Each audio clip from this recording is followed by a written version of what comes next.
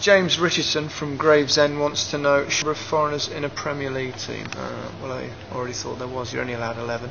I think it's definitely a problem that probably needs addressing. I think UEFA or FIFA have looked at a different number of ways. Probably the way to do it's difficult to actually limit the amount of foreign players in a squad because of EU regulations, but I think maybe the way round it would probably be to force teams to have a certain amount of homegrown players, and I think that's probably what they're looking at. Matty Springett from Cherwell. Gary, we know that you never got booked in your professional football career, but if you played now, do you think you'll be able to keep up that record?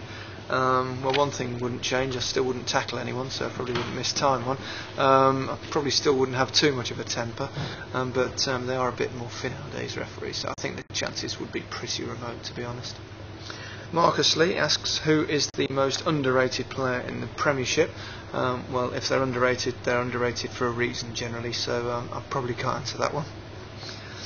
Chris Hughes from the West Midlands, why did you choose a career in broadcasting rather than going into coaching or management?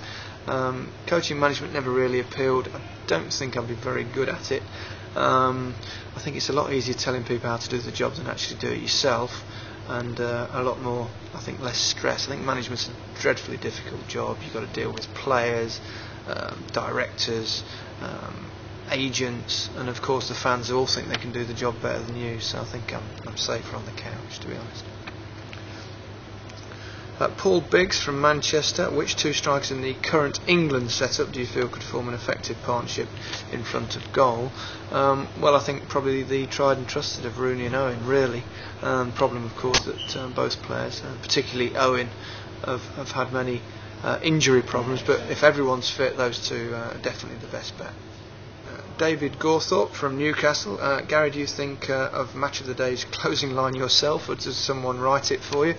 Well, I sort of have to confess that I write the whole script for Match of the Day, so yes, I am to blame. Apologies.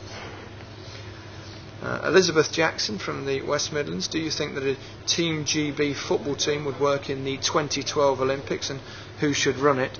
Well, I certainly think a team would work. I think the associations should grow up a little bit and get their act together and have a go at the Olympics, especially as it's being played here. Who should run it? Well, there's I suppose obvious contender would be probably Sir Alex Ferguson, I would imagine, the most successful manager in British football. A Scot, so that would balance the fact that he'd probably have to play 11 England players. Sharman Ahmed from Newham, if there's one player you would like to have played against and or with, who would it be and why? Well, there's a few I'd like to play against that are completely useless, but I won't mention any names. But played with, I'd love to play with Ronaldo or Rooney, either of those two. I'd love to have played with Thierry Henry, all the great players really.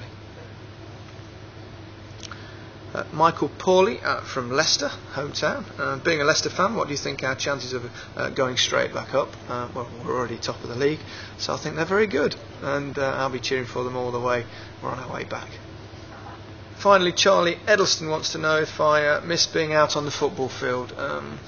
Well, not really, Charlie. As far as I'm concerned, I did it and sort of got away with it. Lots of great memories. The one thing I probably miss is the real buzz of scoring an important goal or winning a big game, which you can't quite replace in the studio. But I had a great year, thankful for it, and just kicking around with the kids will do for me now.